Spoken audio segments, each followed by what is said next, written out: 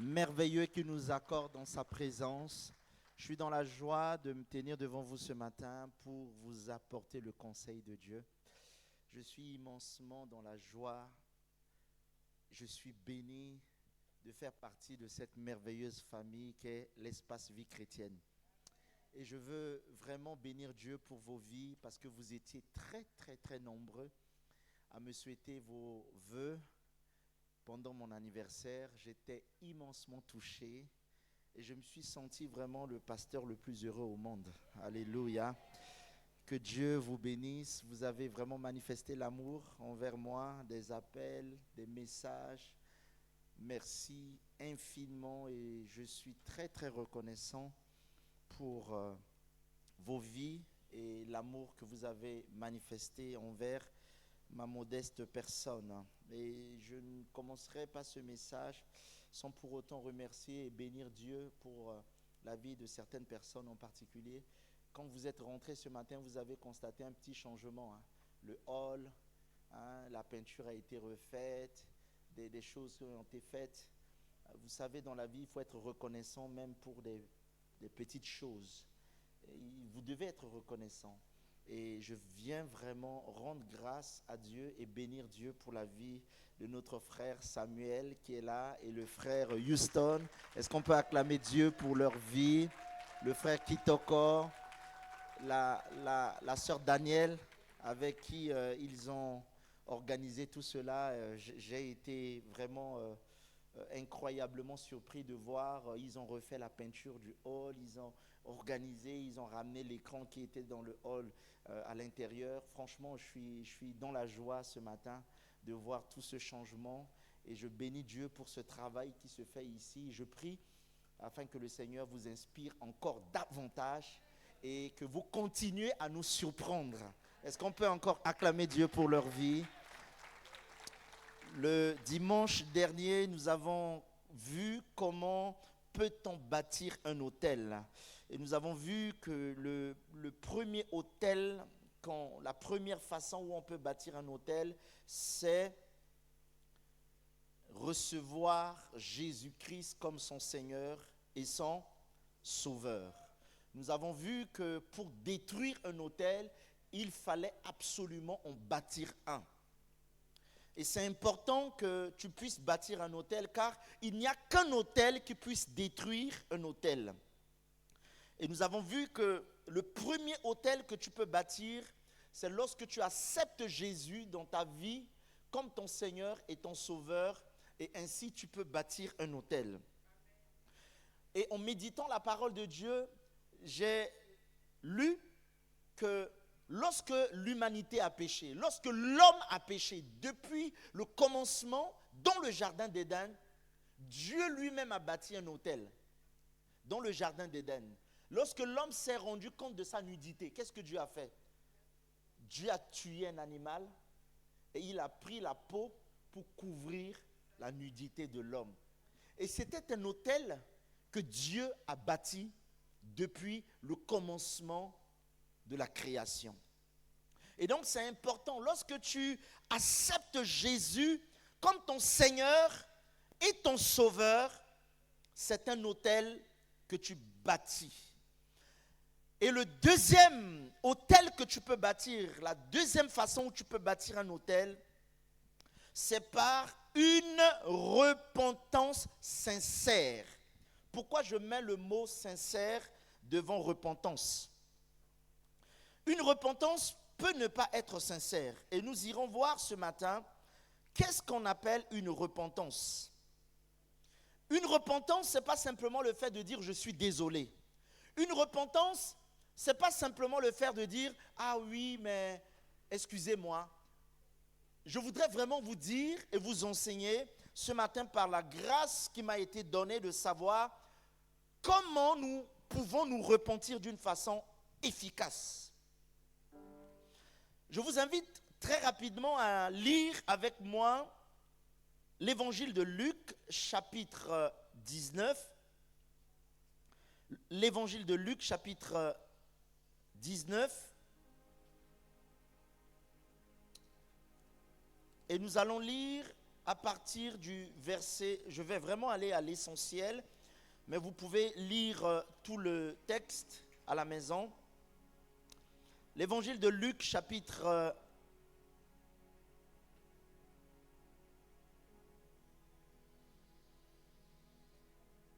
19. Je vais simplement lire le verset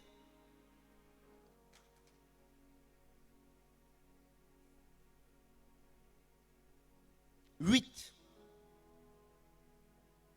Je vais commencer déjà à partir du verset 7. Voyant cela, tous murmuraient et disaient, il est allé loger chez un homme pécheur. Mais Zachée se tenant devant le Seigneur et lui dit, voici Seigneur, je donne aux pauvres la moitié de mes biens, et si j'ai fait tort de quelque chose à quelqu'un, je lui rends le quadruple.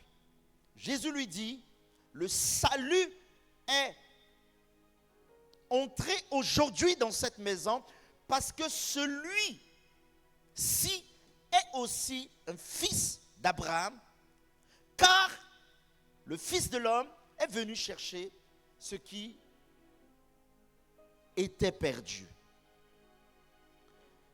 Bien-aimé, la repentance, ce n'est pas simplement le fait de dire je suis désolé. La repentance est le fait de reconnaître le fait qu'on a fait quelque chose de mal et on éprouve un vrai regret. C'est-à-dire quand tu fais quelque chose de mal, il faudrait que tu reconnaisses et que tu éprouves un véritable regret, mais pas simplement un regret, mais une volonté de changer. Une volonté de changer. On peut voir qu'il y a 3 étapes dans le processus de la repentance. La première étape, c'est une prise de conscience. Vous savez, il y a des personnes, leur conscience est déjà morte. C'est-à-dire que leur conscience a été anesthésiée. Ils peuvent faire du mal comment ils ne peuvent jamais reconnaître ses erreurs. Il y a des gens comme ça dans la vie qui ne se remettent jamais en question. C'est-à-dire que leur malheur, c'est la faute des autres. Si rien ne change dans leur vie, c'est la faute des autres. Si rien ne bouge dans leur vie, c'est parce que tu es le premier responsable de ta vie.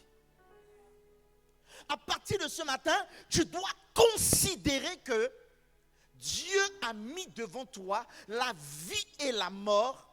Et si tu fais le choix de choisir la vie, tu vivras. La repentance vient par une prise de conscience. Nous parlons ici de la destruction des autels. Nous avons vu que la première façon où quelqu'un peut bâtir un autel, c'est lorsqu'elle accepte Jésus dans son cœur comme son Seigneur et Sauveur. Systématiquement, certains autels sont détruits parce que Jésus est rentré dans sa vie. Deuxième façon, c'est lorsque tu te repens sincèrement. Pourquoi je parle de la repentance? Parce qu'il y a certaines choses que tu fais ou tu as commis dans ta vie qui ont des répercussions sur toi. Mais du moment où tu ouvres ta bouche et que tu confesses, le Seigneur dit, celui qui cache ses péchés ne prospère point, mais celui qui les avoue et les délaisse obtient quoi? Miséricorde. Si tes péchés sont noirs comme du charbon, mais si tu les confesses de ton cœur avec ta bouche, le Seigneur est fidèle pour te pardonner et te rendre plus blanc que la neige. Et donc la repentance commence par une prise de conscience. Il y a des personnes, leurs consciences sont mortes. C'est-à-dire, il peut te faire du mal. Comment? Il ne va jamais reconnaître que je suis en train de te faire du mal de faire du mal à quelqu'un. Il y a des gens qui n'ont aucune conscience. C'est-à-dire, leur conscience est morte. La repentance commence lorsque quelqu'un réalise et que quelqu'un se conscientise que ce que je suis en train de faire est mal. Si tu ne réalises pas que ce que tu es en train de faire est mal, au fait, tu n'auras pas de baromètre pour mesurer la portée de tes actes vis-à-vis de quelqu'un. Nous devons avoir une prise de conscience. La vraie repentance commence du moment où tu es conscient que ce que je suis en train de faire n'est pas bien. Nous venons de lire l'histoire de Zachée. Zachée est un publicain, c'est-à-dire il travaillait aux impôts. Les gens passaient par lui pour faire des magouilles. C'est un homme qui était habitué à la fraude. C'était un voleur. Les gens, pour payer des impôts à 1000 €, les gens préfèrent donner un pot de vin à Zachée, peut-être à 500 €, il l'empoche et il favorise. Et donc c'était quelqu'un qui était habitué à faire du mal. Et un jour, Jésus apprend que Zachée apprend que Jésus était de passage. Sa taille ne pouvant pas lui permettre de voir Jésus parce que c'était un homme de petite taille. Zachée va grimper dans un arbre appelé sycomore parce qu'il avait vraiment envie de voir Jésus. Et la Bible dit que pendant que Jésus était en train de marcher, Jésus regarde, il lève les yeux et il voit Zachée suspendu sur un arbre. Malgré son argent, malgré ce qu'il possédait, mais Zachée avait le désir de rencontrer Jésus. Et Jésus lève les yeux et il voit Zachée. Il dit, Zachée, aujourd'hui je dois rentrer dans ta maison. Et Jésus rentre chez Zachée. Jésus va chez Zachée, ce grand pécheur. Et Zachée va recevoir Jésus. Jésus mange, Jésus parle, Jésus s'assoit avec ses disciples. Et Zachée prend conscience que ce que j'ai fait jusqu'à maintenant n'est pas bien. Zachée va réaliser que j'ai commis du tort à beaucoup de personnes. J'ai marché dans le vol. J'ai marché dans le mal. J'ai fait du mal. Zachée se tient debout. Après le souper, Zachée prend la parole et dit, mais je demande pardon à toute personne à qui j'ai fait du mal. Et si j'ai pris quelque chose d'autrui d'une manière illicite, je suis prêt à lui rendre 4 fois ce que je lui ai volé. La dernière fois, je vous ai dit, il ne suffit pas seulement, si tu veux détruire les autels, il ne suffit pas seulement de dire, je suis désolé, faille à prière. Mais s'il y a des antennes, s'il y a certaines choses que tu as acquises d'une manière illicite, qui sont encore chez toi, tu dois t'en débarrasser. Il ne suffit pas de te dire, je détruis les autels, je détruis. Mais si il y a encore des indicateurs, s'il y a encore des choses qui appartiennent à Satan dans ta maison, ces choses vont permettre à ce que Satan se connecte. Parce que ces choses en réalité sont des antennes. Tu ne peux pas venir détruire les autels et avoir toujours des fils rouges autour du rein. Tu ne peux pas venir détruire les autels et avoir des choses sous ton matelas. C'est mon grand-père qui m'a donné, c'est ma grand-mère. Tu dois t'en débarrasser. Zachée prend la résolution, non seulement de demander pardon, mais Zachée était prêt à restituer tout ce qu'il avait volé à ceux qui étaient là. Et donc la repentance commence par une prise de conscience. Zachée s'est rendu compte que j'ai fait du mal. J'ai commis du tort à beaucoup de personnes. J'ai enfreint la loi de Dieu. Il faut que je restitue à toutes les personnes à qui j'ai pris illicitement les biens. La deuxième étape de la repentance, c'est un regret sincère. C'est un remords que tu ressens dans ton cœur lorsque tu fais du mal. Vous savez, je ne sais pas si vous avez déjà rencontré ce type de personne, il te fait du mal, mais il ne regrette pas. C'est-à-dire, s'il doit encore le refaire, il doit te faire ça dur. Il y a des gens comme ça dans la vie, il peut te faire du mal, au fait, ils n'éprouvent aucun regret. Leur conscience est déjà dans une morgue. Il te fait du mal, tu es en train de souffrir. C'est-à-dire, s'il devait le répéter, il va le faire, refaire. La repentance, c'est non seulement une prise de conscience, mais un remords que tu dois reconnaître et ressentir.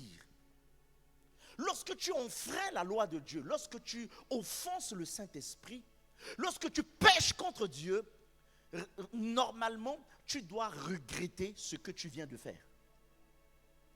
Tu dois regretter. Si tu ne regrettes pas, c'est que, au fait, tu n'as plus le Saint-Esprit. Parce que quelqu'un qui a le Saint-Esprit, quand tu enfreins la loi de Dieu, quand tu pèches, le Saint-Esprit de Dieu va se révéler. Le Saint-Esprit de Dieu va te dire, c'est comme un clienton, c'est quelque chose qui va te dire, mon frère, ma soeur, ce que tu es en train de faire, tu as péché. Le Saint-Esprit va te parler, va te convaincre. Le Saint-Esprit va te tourmenter. Tu n'auras pas la paix. Mais si quelqu'un fait du mal, il est heureux. Si quelqu'un fait du mal, il danse, il est content du mal qu'il vient de faire. Au fait, déjà, il n'a même pas le Saint-Esprit. Cela prouve que tu es vide, tu es tohu-bohu. Au commencement, la terre était informe et vide. Il y a des chrétiens qui sont informes. Il y a des chrétiens qui sont vides. Un véritable chrétien qui marche avec Dieu, quand il commet un péché, le Saint-Esprit va lui parler dans son cœur pour lui dire que ce que tu es en train de faire, au fait, tu as fait du mal. Il n'aura pas la paix. Il ne dormira pas en paix jusqu'à ce qu'il se lève pour aller régler le mal qu'il a fait. Mais si tu commets du tort à quelqu'un, tu acclames, tu vois ton frère, ta soeur en train de souffrir. Oh, c'est bien fait. Si c'est encore à refaire, je viens bien lui refaire. C'est que, mon frère, ma soeur, tu n'as pas l'Esprit de Dieu en toi. Cela prouve qu'il faut que on remplisse. En fait, on doit prier pour toi pour que tu sois rempli du Saint-Esprit. Tu dois le recevoir. Quelqu'un qui n'a aucun remords, ça prouve que l'Esprit de Dieu n'est plus en toi. Regarde Pierre. Quand Pierre avait dit devant les gens publiquement qu'il ne connaissait pas Jésus, Pierre était attristé. Pierre est parti pleurer pour dire, Seigneur, j'ai péché contre toi, aide-moi, s'il te plaît, ne me laisse pas. Pierre a pleuré. La différence entre Pierre et Judas, pour Judas, ce n'était pas un remords. C'était une trahison. Parce qu'il était destiné à la perdition. Parce qu'il avait la racine du mal. Vous savez pourquoi Judas est parti se pendre, se donner la mort? Parce que Judas ne pouvait pas se repentir. C'est-à-dire, même s'il se repent, il allait refaire. Donc, il y a des gens comme ça qui sont destinés à faire du mal. Mais Pierre a reconnu ses péchés, il a demandé pardon. Mais le Seigneur l'a pardonné. Le Seigneur l'a pardonné. Et nous avons les chrétiens aujourd'hui. Tu peux détruire les autels, tu peux appeler les esprits qui sortent des montagnes. Mais si tu n'as pas un esprit de repentance, si tu n'as pas un esprit de remords qui va te rappeler dans ton cœur, dans ton âme, dans ton esprit, dans tes pensées, que ce que tu es en train de faire n'est pas bien, c'est que tu es vide et tu es informe.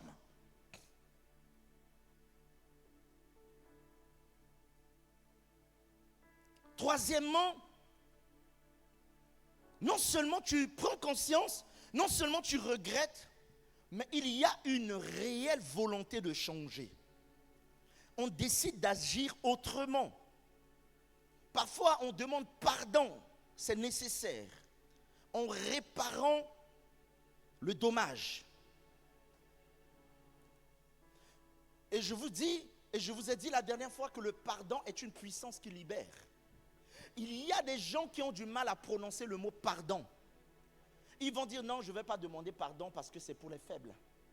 Ils vont dire que bon, je vais simplement venir faire du cadeau au frère. C'est ma manière de lui demander pardon. Mais le pardon doit être prononcé. En prononçant le pardon, c'est une puissance que tu es en train de libérer. Et le pardon a besoin d'être prononcé. Le pardon a besoin d'être dit. Vous savez, en politique, je ne sais pas s'il y a des gens qui font la politique, on dit qu'un politicien ne demande jamais pardon. Allez, en politique, on ne dit pas pardon, parce que c'est une faiblesse. Et je ne sais plus quel président avait demandé pardon à je ne sais pas à quel pays, et ça a suscité des tollés. Non, en France ici, il y avait un président, je ne sais pas si c'était le président actuel qui avait demandé pardon, je ne sais pas si c'était à l'Algérie ou je ne sais plus qui. Si, c'était ici, c'était là dans ce pays. Et le fait qu'ils disent, je demande pardon, mais ça a suscité des tollés. On dit, mais non, un chef d'État, en politique, on ne dit pas pardon. Ça montre à quel point la politique peut être une manipulation. Pourquoi on ne dit pas le pardon? Parce que le pardon répare. Dans le processus de la repentance, il faut une réelle volonté de changer. Il faut une réelle volonté de dire que ce que j'ai fait, c'est mauvais, mais il faut que je résolve dans mon cœur de ne plus répéter cet acte que je viens de commettre. Zachée prenant la parole et dit, je demande pardon à qui que ce soit ici. Si j'ai pris une quelconque chose d'une manière illicite qui appartient à une personne, je suis prêt à rendre 4 fois. Et d'ailleurs, je partage mes biens à partir d'aujourd'hui à tous les pauvres. Zachée ne s'est pas contenté de dire, Seigneur, pardonne-moi, pardonne-moi. Mais Zachée a démontré qu'il s'est réellement repenti. En offrant la part, la moitié de ses richesses à tous les pauvres et en demandant pardon à toutes les personnes qu'il avait blessées. Et donc la repentance, quand tu viens faire du mal à quelqu'un, ma soeur, pardonne-moi, demain, ma soeur, pardonne-moi, demain, et tu refais la même chose, au fait, tu n'as pas changé. Il y a des gens qui vivent dans l'immoralité sexuelle.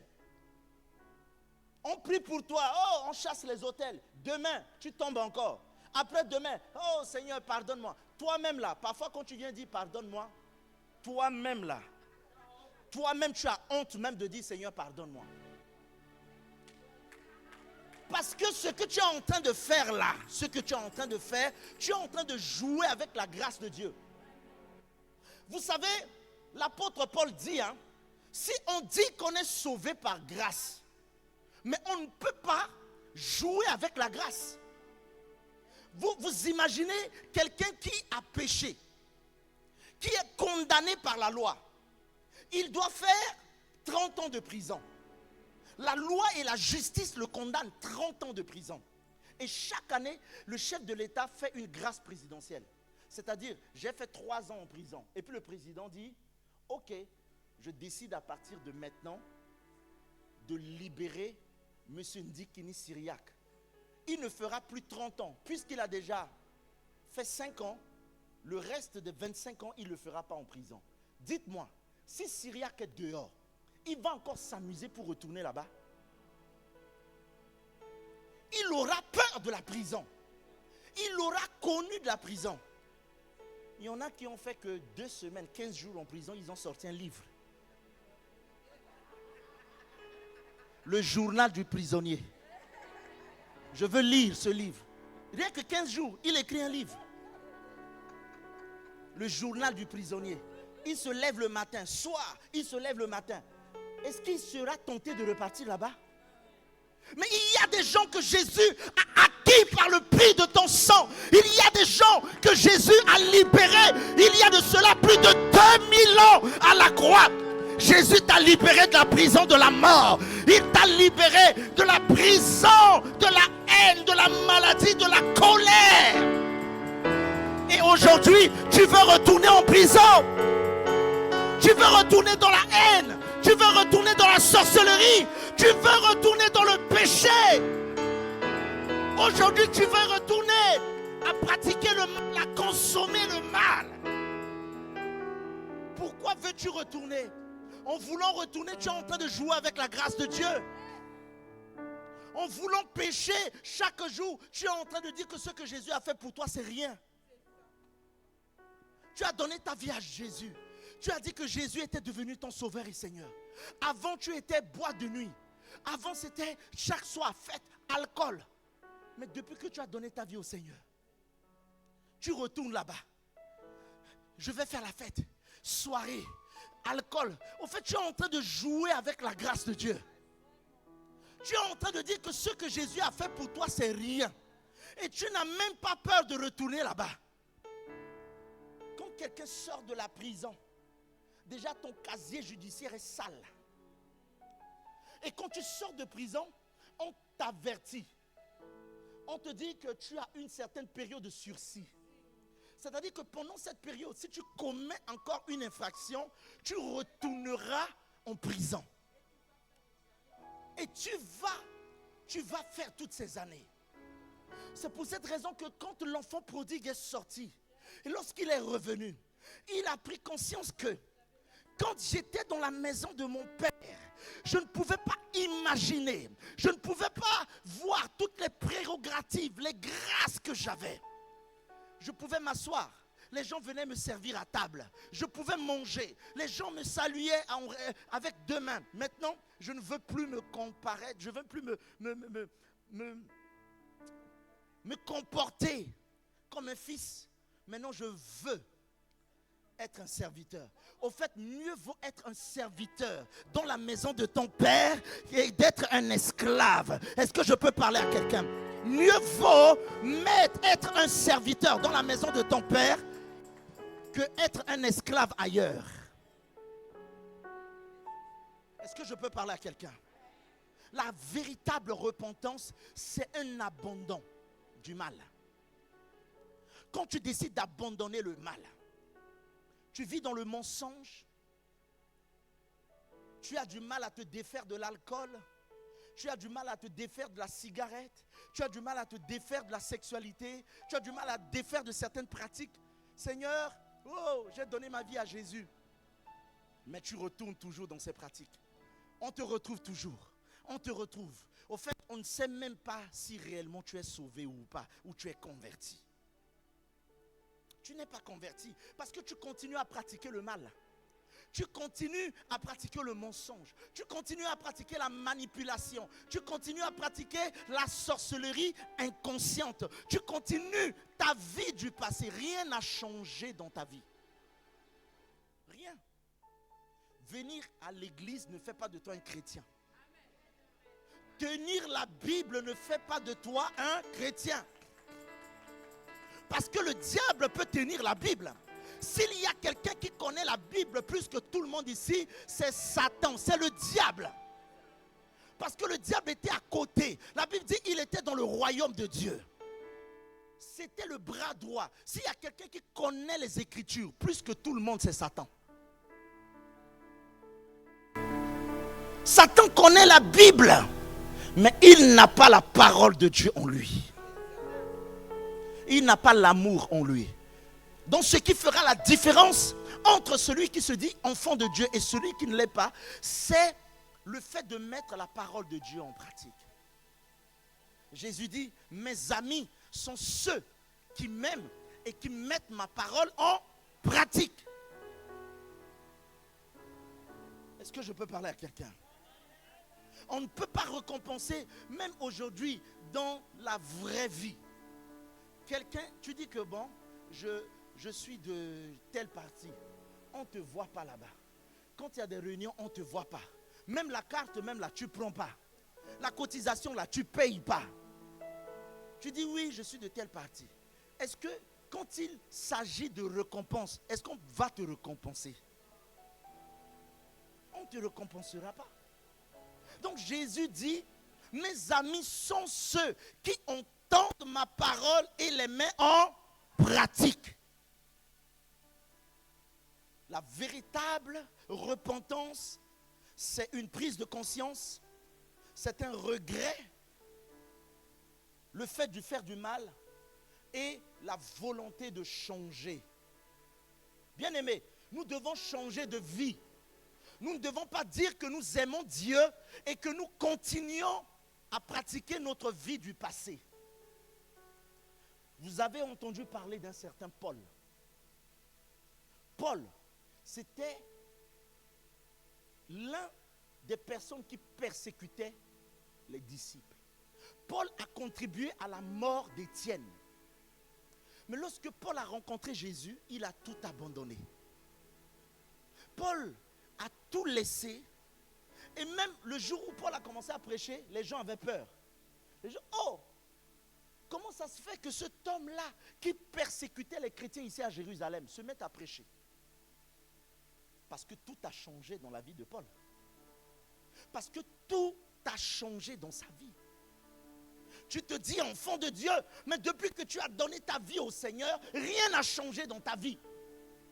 Tu continues à mentir, comme si tu étais dans le monde. Tu continues à faire du mal. Tu continues à pratiquer le mal. Tu continues à consommer le mal. Tu continues toujours dans ta logique du mal. Qu'est-ce qui a changé dans ta vie? Ta conscience est morte. Quand quelqu'un passe par la croix, il y a des choses qui changent. Quand quelqu'un rencontre véritablement le Seigneur Jésus, il y a des choses dans sa vie qui doivent changer. Si tu étais hier menteur, si tu étais hier quelqu'un qui consommait, qui faisait, qui pratiquait le mal, maintenant que Jésus est rentré dans ta vie, il y a des choses qui doivent changer, mon cher bien-aimé. Et lorsque tu te repens sincèrement de certains actes, sache que c'est un autel que tu es en train de bâtir. Tu es en train de bâtir certains autels. Il y a des personnes qui luttent avec certains péchés. Il y a des personnes qui luttent depuis des années avec certains péchés. Mais tu dois demander à Dieu. Tu dois présenter tes faiblesses à Dieu. Et demander à l'aide du Saint-Esprit pour qu'il t'aide. Parce que, au fait, tu ne peux pas combattre le mal par le mal. Tu dois demander l'aide du Saint-Esprit. Seigneur, aide-moi. Aide-moi. Sans toi, je ne peux pas, Seigneur. J'ai besoin de ta force. Le mot chrétien a existé pour la première fois. C'était des gens qui ne croyaient pas, qui ont donné ce nom à ceux qui imitaient Christ. Ils se disaient, mais eux, ils ne sont pas comme nous. Ils sont comme Christ. Chrétien veut dire comme Christ. Ce sont des petits Christ. Ils parlent comme Jésus. Ils pardonnent comme Jésus. Ils aiment comme Jésus. Ils louent comme Jésus. Ils chantent comme Jésus. Ils prient comme Jésus. Ils sont différents. Mais toi, tu dis que tu es chrétien, mais tu ressembles à qui? Est-ce ce que tu es en train de faire? Si Jésus sortait dans ta chambre, il te regardait. En fait, est-ce que Jésus serait fier de la vie que tu mènes aujourd'hui? Est-ce que Jésus serait fier de toi? C'est pour cette raison, mes chers bien-aimés, en vérité, je vous le dis, ce ne sont pas tous ceux qui tiennent la Bible entre les mains qui hériteront le royaume des cieux. La Bible dit que beaucoup iront avec leur Bible en enfer. Et Jésus leur dira, je ne te connais pas. Je ne te connais pas. Beaucoup diront, Seigneur, j'ai bâti l'espace vie chrétienne, j'ai ouvert une église, on a acheté un bâtiment. Seigneur, j'ai prêché à Orléans. Mais le Seigneur te dira, oh, je ne te connais pas. Tu as fait des choses en mon nom, mais je ne te connais pas. Vous savez, quelqu'un peut travailler dans le palais royal, mais le président ne le connaît pas. Il y a beaucoup qui travaillent, les jardiniers là. Vous pensez que le président il connaît tout le nom de ceux qui travaillent? Les gens sont là, ils travaillent, mais le président, sa voiture passe, il rentre. Au fait, on ne les connaît même pas. Il y a des gens qui rentrent, ils sortent. Mais le roi au ciel ne les connaît pas. Le roi ne les connaît pas. Parce que pour eux, venir à l'église, c'est juste une case à cocher. Ah, le dimanche, je viens à l'église, je m'assois, je rentre. Pourquoi tu viens? Qu'est-ce qui te fait te lever, traverser tout Orléans dans ce froid-là? D'ailleurs, vous êtes courageux même pour venir avec de tels froids. Qu'est-ce qui te fait venir là? Pour venir ici, là, il faut aimer Dieu, hein, en hiver. Sortir, prendre le bus, venir. Pourquoi tu viens? Pourquoi tu viens? Moi, je sais pourquoi je viens. Parce que je sais que j'étais dans le monde. Je sais que j'étais dans la vallée de l'ombre de la mort. J'étais dans les obscurités.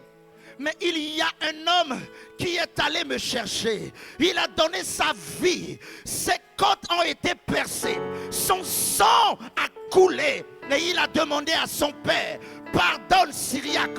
Inscris son nom dans le livre de vie. Fais-le asseoir dans ton royaume. Je ne suis plus dans le monde. Je ne suis plus esclave du péché. Je ne suis plus esclave du mensonge. Je ne suis plus esclave de l'immoralité sexuelle. Je ne suis plus esclave de la cigarette. Je ne suis plus esclave des œuvres des ténèbres. Jésus m'a racheté. Jésus m'a sauvé. Jésus m'a aimé. Et si je viens ici, je viens dire merci à Jésus pour tout ce qu'il a fait pour moi. Moi qui étais dans l'obscurité,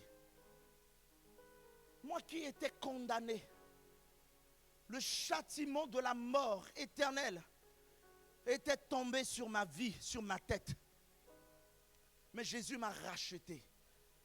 Il m'a donné un nom nouveau.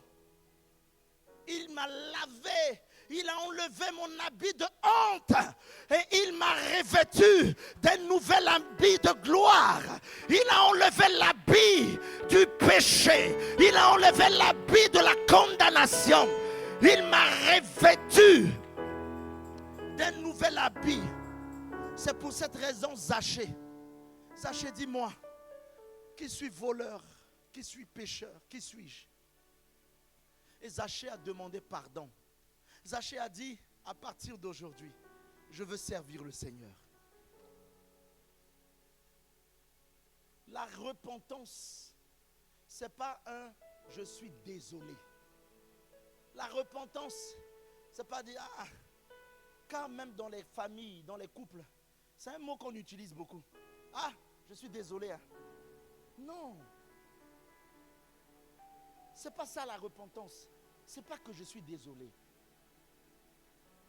C'est que je reconnais que je t'ai fait du mal. Je te demande de me pardonner. Tu dois pardonner. Vous savez, beaucoup de vies de personnes sont bloquées à cause du manque de pardon. Beaucoup de personnes ne peuvent pas avancer dans leur vie parce qu'ils ne veulent pas pardonner. Pardonner, c'est réservé aux gens qui sont forts.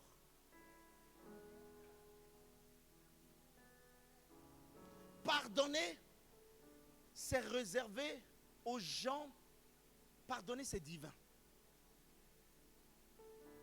Et quand tu pardonnes, mais réellement tu pardonnes. Moi, quand quelqu'un me fait du mal, avant même que je ne lui dise que je lui pardonne déjà. Parce que quand tu gardes la haine, au fait, tu es en train de te lier. Tu es en train de te condamner. Et si Jésus revient et qu'il te pose la question, c'est que tu as déjà tué quelqu'un. Parce qu'on pense que tuer, c'est abattre quelqu'un avec une arme. Mais le fait de penser déjà des mauvaises choses sur quelqu'un, le fait déjà de préméditer, le fait déjà de confesser des choses négatives sur une personne, tu l'as déjà tué. C'est-à-dire quand tu parles des choses négatives, oh, toi là, au fait, le fait de vouloir penser des mauvaises choses sur quelqu'un, c'est déjà tuer la personne. Oh, je prie ce matin qu'un esprit de repentance se répand sur l'espace vie chrétienne. Si tu le crois, dis, je le reçois au nom de Jésus. Troisième façon de bâtir un hôtel, c'est le fait de faire du bien.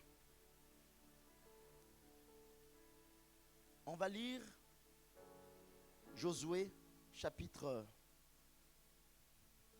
6, le verset 25.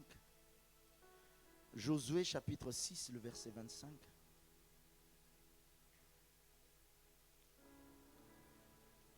Si tu veux bâtir un hôtel, commence à faire du bien. Josué laissa la vie arabe, la prostituée, à la maison de son père et à tous ceux qui lui appartenaient. Elle a habité au milieu d'Israël jusqu'à ce jour parce qu'elle avait caché les messagers que Josué avait envoyés pour explorer Jéricho. Il y a une loi qui existe dans la vie. C'est la loi de récolter ce qu'on sème. Si tu sèmes le maïs, tu ne moissonneras pas de l'arachide, ni de l'avocat. Au fait, il y a quelque chose que vous devez savoir avant de sortir d'ici. Tout le mal que tu fais aujourd'hui, tout ce que tu fais comme mal, ça va se retourner contre toi. Et ça va se retourner même contre tes enfants. C'est pour cette raison, même à vos ennemis, faites du bien. Même les gens qui vous persécutent, les gens qui vous font du mal, faites-leur du bien. Pourquoi vous devez leur faire du bien? Parce que ce que tu es en train de faire va te revenir. C'est comme un jeu de ping-pong. Donc ce que tu tapes aujourd'hui là, demain ça va revenir. Nous venons de lire l'histoire d'une prostituée. Une prostituée. Lorsque Dieu a parlé à Israël, Israël devait rentrer dans la ville de Jéricho. Une ville fermée, une ville barricadée. Personne ne pouvait rentrer, personne ne pouvait sortir. Josué a mandaté 2 espions. Et la Bible déclare que les 2 espions sont rentrés à Jéricho. Mais ils sont allés chez une prostituée. Ils ne sont pas allés chez le pasteur Syriac, ni le diacre Max. Mais ils sont allés chez une prostituée. C'est que c'est pour ceux qui font le mal que Jésus est venu. Une prostituée. Ils ne sont pas allés chez la prostituée en tant que des clients, mais en tant que des messagers de la part du Seigneur. Et la Bible déclare, les 2 espions sont rentrés chez une certaine prostituée nommée Rahab. Ils avaient une vision, ils avaient un but. Quel était leur but? C'était d'explorer la ville de Jéricho, de voir les stratégies, où se situe la ville, par où ils vont commencer à frapper. Et quand ces prostituées, ces espions sont rentrés, la Bible déclare que les prostituées ont reçu, la prostituée a reçu les 2 espions. Elle les a nourris, elle les a logés, elle a pris soin de ces 2 espions. Quand le roi a su, il a envoyé des gardes pour aller chercher les étrangers. Et la Bible dit, quand ils sont allés chercher les étrangers, la prostituée a dit non, non, non. C'est vrai, ils étaient de passage, je les ai vite reçus, mais ils sont déjà partis. La prostituée les a cachés en haut de sa toiture. Très tôt le matin, elle les a fait partir. Mais avant de les faire partir, elle a demandé, qu'est-ce que vous allez me donner? Je sais que votre Dieu est puissant et que votre Dieu a mis à terre toutes les nations par qui vous passez. Votre Dieu, nous avons entendu ce qui est arrivé à Pharaon et toute son armée.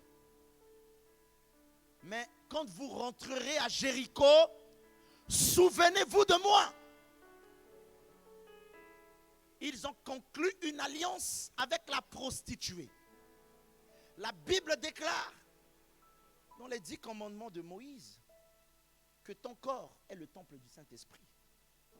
Donc normalement, quelqu'un qui se prostitue devant Dieu, quelqu'un qui échange son corps contre l'argent, c'est une forme de prostitution. Généralement, on pense que la prostitution, c'est le fait d'aller sur les trottoirs ou à Saint-Jean-de-Bray, sur la route. Un jour, j'étais en train de passer la nuit, et puis je passe en voiture, et puis je dis, psst, psst, psst, psst, psst, psst. Je dis, mais attends, vous savez, parfois je suis trop naïf, hein? Et puis je pensais que c'était des gens qui avaient besoin de dire. Et puis je me suis dit, mais non, c'est un métier ici. Ils sont là-bas, c'est leur métier. Donc quand quelqu'un fait une telle chose, on pense que la prostitution, c'est sortir et rester. Vous savez, même dans certains couples, il y a la prostitution. Parce que quand tu échanges ton amour, quand tu échanges l'amour contre quelque chose, quand tu échanges l'amour, quand j'étais dans la vallée de l'ombre de la mort, j'étais sans papier. Il y a une sœur qui est venue me balancer les papiers comme ça. Pasteur, marie-toi avec moi, en 2 jours c'est plié. Hein? Je n'ai pas accepté. Je n'ai pas accepté. J'ai préféré dormir dehors. Attendre le jour où le Seigneur va me visiter. Donc si tu te maries pour un intérêt, c'est la prostitution aussi. C'est une forme de prostitution. Est-ce que le volume est bon? Est-ce que je peux augmenter? Est-ce que je peux accélérer? Est-ce que je peux aller plus loin?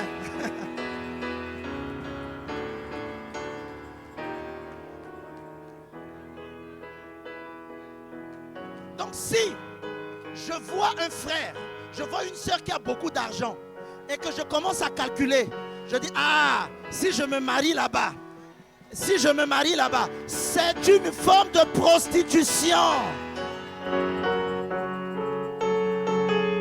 C'est aussi la prostitution.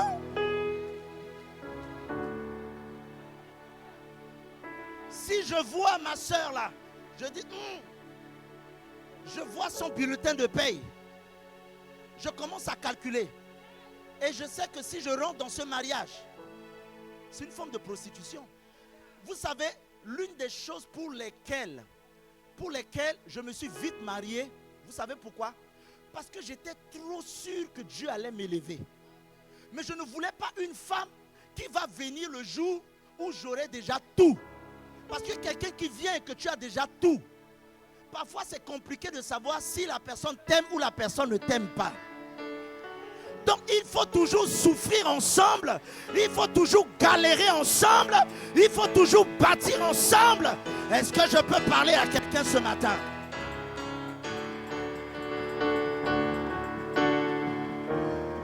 Et je veux dire à quelqu'un, je vais vous dire une chose, bien-aimés, respectez tous ceux qui vous ont accepté dans la galère. Si un homme, une femme vous a accepté dans la galère, respectez cette personne. Je voulais trop vite me marier. Vous savez pourquoi? Parce qu'il y a quelque chose que le diable ne peut jamais me mentir. C'est mon avenir. C'est pour cette raison quand j'ai dit à ma femme, la première fois où je lui ai parlé, Je ne suis pas venu lui dire, oh, je suis un grand pasteur, je suis ci. Je lui ai dit, oh, ma soeur, pour le moment là, la réalité, c'est que je n'ai rien. Mais la vérité, c'est que j'ai une étoile. La vérité, c'est que je sais où Dieu va m'amener. La vérité. Je lui ai dit, ma soeur, tu sais quoi, pour le moment là, je dors même sur un matelas au salon. Au fait, j'ai dit ça pour voir à quel point elle allait m'accepter. Je lui ai dit, là où je te parle, je n'ai même pas de papier. Elle me dit, hein? Jamais garçon ne m'a parlé comme ça. Souvent quand les garçons viennent, oh, moi je peux t'offrir, moi je peux t'offrir. Moi quand je me suis présenté, je suis venu comme un rieniste. C'est comme si je n'ai rien. Je lui ai dit, si tu crois à mon Dieu, tu verras ce que Dieu fera. Un jour, une sœur m'a dit, oui, hein, pasteur, j'ai eu des soucis avec mon mari. Il dort à la maison, il ne fait rien. Et c'est moi qui fais tout. Je paye tout. Et un jour, il vient me toucher la nuit. Je lui ai dit, tu me payes avant de me toucher. Je lui ai dit, hein? Je lui ai dit, tu lui as dit ça. Il dit, pasteur, papa, je lui ai dit, hein, tu me payes avant de me toucher. Parce que ce n'est pas gratuit. Et puis je lui ai dit, et puis il t'a payé. Il dit, oui, il m'a payé. Je lui ai dit, oh Seigneur.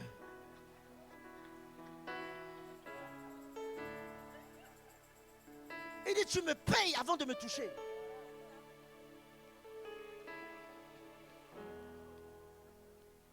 Il y a beaucoup de chantage.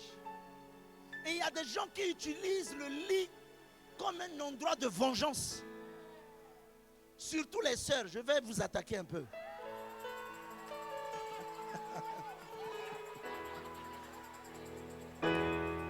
Vous utilisez le lit pour régler vos conflits. Tu ne peux pas utiliser le lit pour régler tes conflits. Non, si, dans la journée, là, tu m'as fait ça. Tu ne peux pas utiliser le lit conjugal pour régler tes... Au fait, ce n'est pas biblique.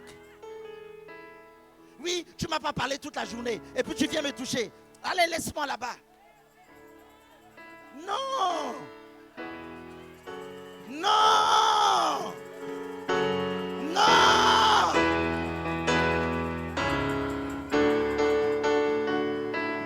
Écoutez-moi bien. Le lit conjugal n'est pas un ring de vengeance. Il y a beaucoup qui attendent, c'est-à-dire s'il y a des ennuis le jour, ils attendent seulement la nuit. Faites attention. Faites attention. Je vous vois, mes yeux vous voient, je vous connais.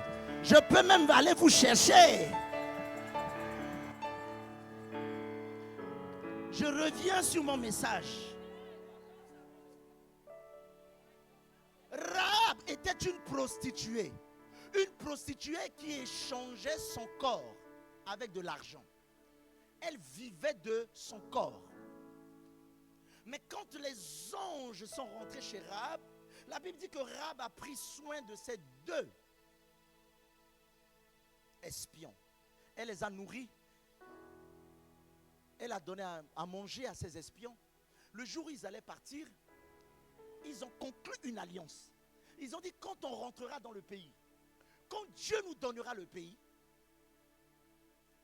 la corde par laquelle tu nous as fait sortir, descendre, tu la mettras sur ta porte. Et lorsqu'on la verra, ta maison sera épargnée. Une prostituée qui est condamnée au péché.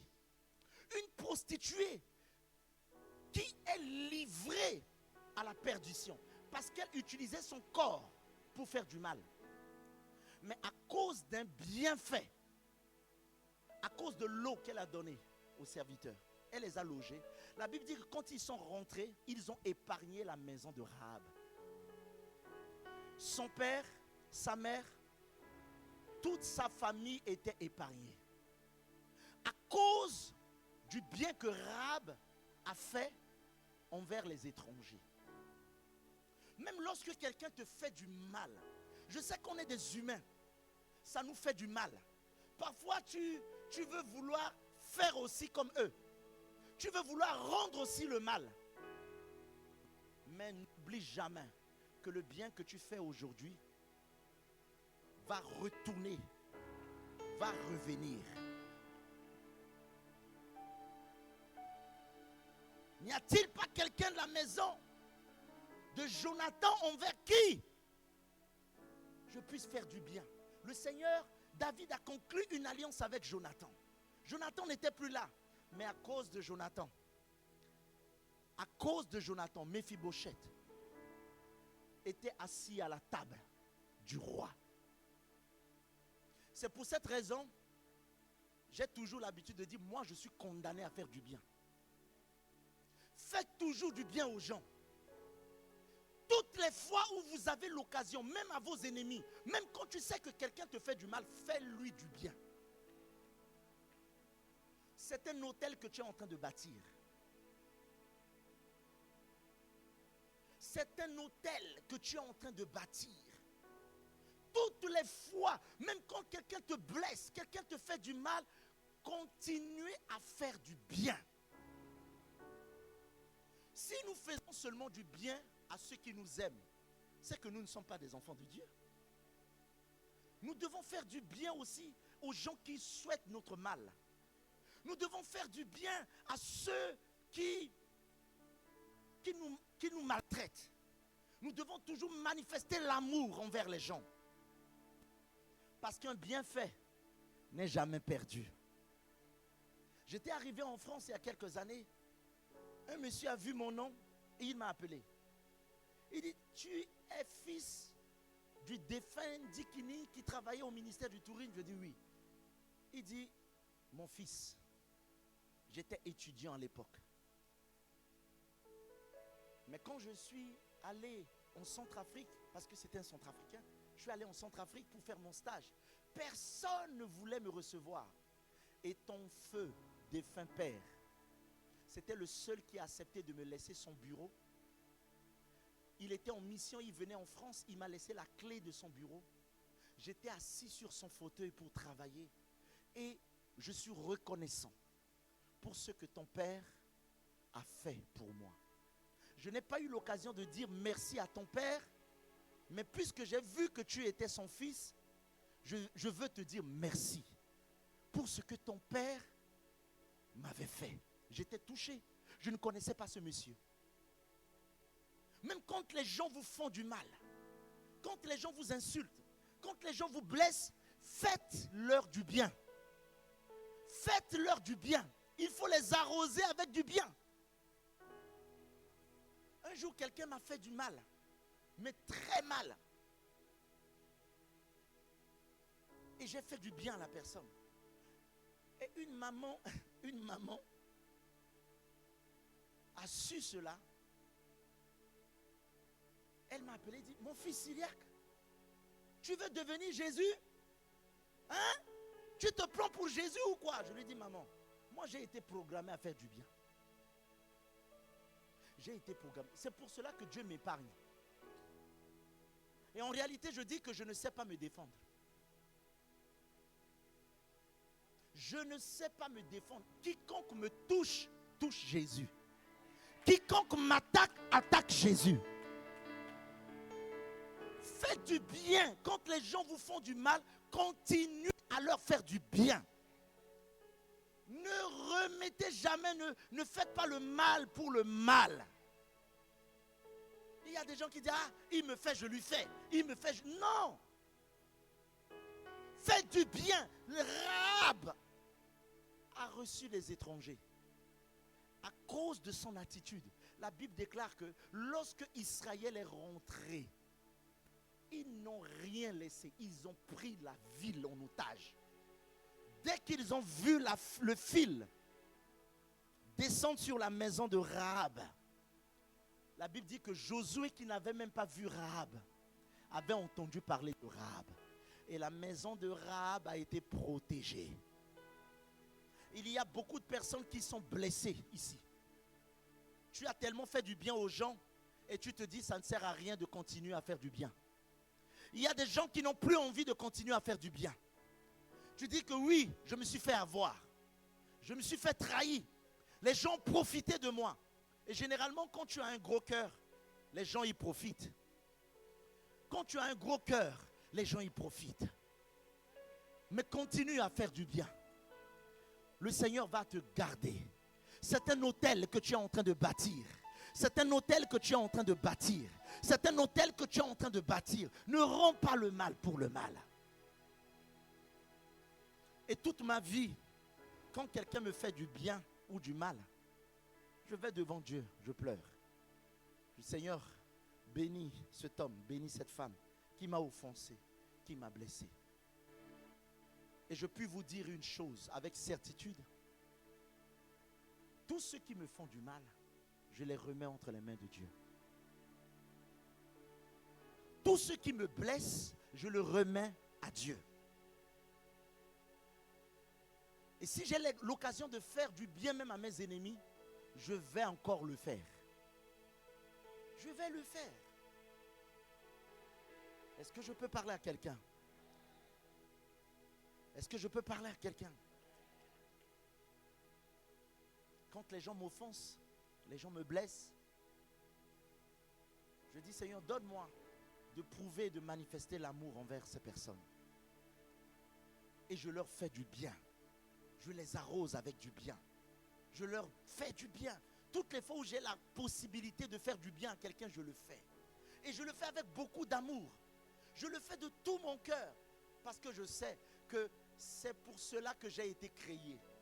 Je n'ai pas été créé pour faire du mal. Je n'ai pas été créé pour faire du mal. Que Dieu vous donne et guérisse votre cœur. Après cette série, je vais enseigner sur la guérison des blessures intérieures. Parce que je vois beaucoup de personnes sont blessées. Il y a des gens qui ont été blessés. Blessés dans leur propre famille. Blessés au sein de l'église. Blessés au travail. Blessés. Il y a beaucoup de blessés. Blessés dans des relations. Il y a des cœurs qui sont blessés, meurtris. Tu as aimé les gens. Tu as fait du bien aux gens. Tu as donné à manger aux gens. Maintenant, tout ce que les gens te font, c'est le mal. Et parfois tu dis, ok, je vais commencer à faire le mal comme eux. Je vais leur rendre la monnaie. Non, mon frère, non, ma soeur. Continue à faire du bien. Parce que c'est un hôtel que tu es en train de bâtir. Toutes les fois où que tu bénis tes ennemis, toutes les fois où que tu leur donnes à manger, toutes les fois où que tu pries pour eux, c'est un hôtel que tu es en train de bâtir. Que Dieu bénisse sa parole. Je voudrais que tu te mettes debout et je vais prier avec toi. Maintenant, alors que tes deux mains sont élevées au ciel, tu répètes après moi ces paroles. J'ai 2 minutes de prière intense. Le Saint-Esprit est là. L'onction du Saint-Esprit est là. Alléluia. Maintenant, élève tes deux mains et dis avec moi, Dieu Tout-Puissant. Oh, dis-le avec assurance et conviction. Dieu Tout-Puissant, j'ai reconnu ta voix ce matin. Tu m'as parlé. À partir de ce matin, je décide de me repentir. Père, je reconnais que j'ai péché contre toi. Je reconnais que je me suis détourné de toi. Seigneur Jésus, purifie-moi, sanctifie-moi, pardonne-moi. À partir de ce matin, donne-moi la force et le courage de me repentir sincèrement. Père, je bâtis un nouvel hôtel. À partir de ce matin, je fais du bien autour de moi. Donne-moi la force de continuer à faire du bien Je bénis mes ennemis. Je bénis tous ceux qui m'ont blessé. Je bénis tous ceux qui m'ont trahi. Père, donne-moi de les aimer et de les bénir. À partir de ce matin, je bâtis un nouvel autel au nom de Jésus. Élève ta voix et commence à prier. Prie avec moi, prie avec moi. Dis Seigneur, donne-moi de pardonner. Donne-moi d'aimer, Seigneur. Je voudrais que tu pries avec moi, avec assurance. Continue à faire du bien. Dis Seigneur, aide-moi. Je veux faire du bien autour de moi. Il y a des gens qui m'ont blessé. Il y a des gens qui ont profité de moi. Aide-moi à continuer à faire du bien. Alléluia. Prie le Seigneur, prie le Seigneur, prie le Seigneur.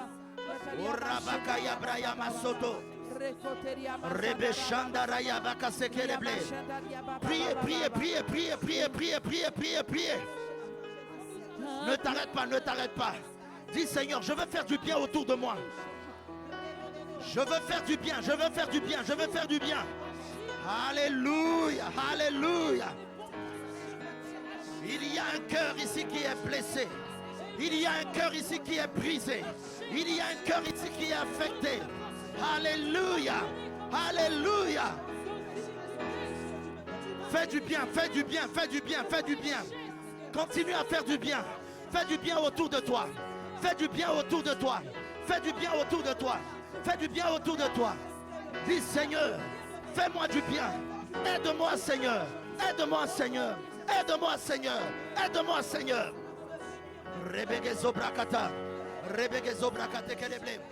Rebelebe ki araba shekele bebe. Rakata baya baka sondoro godo. Regebeli abagara sondoro godo. Rebegeze delebi ki akata. Priez, priez, priez, priez, priez, priez, priez, priez, priez. Faites du bien, faites du bien, faites du bien. Priez, priez, priez, priez. Alléluia, alléluia, alléluia. Priez, priez, priez, priez. Dis Seigneur, je veux faire du bien. Je veux faire du bien. Je veux faire du bien. Je veux faire du bien. Je veux faire du bien. Je veux faire du bien.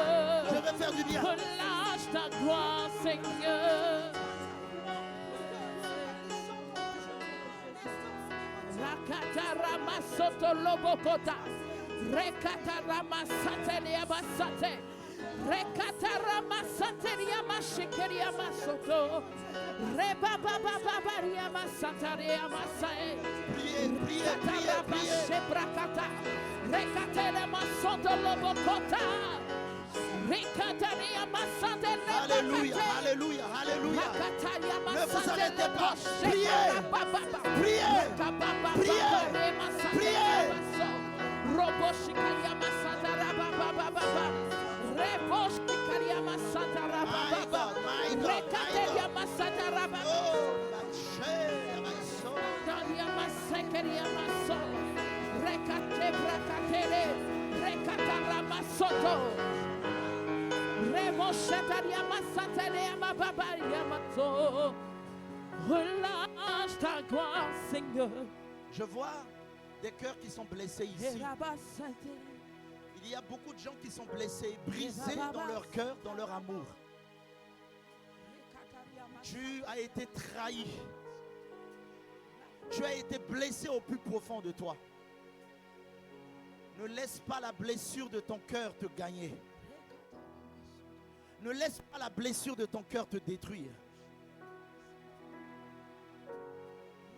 Tu as fait du bien autour de toi. Les gens n'ont pas su reconnaître. Les gens ont été ingrats vis-à-vis de toi. Pour tout ce que tu leur as fait, ils n'ont pas su reconnaître ce que tu leur as fait. Ils ont été ingrats.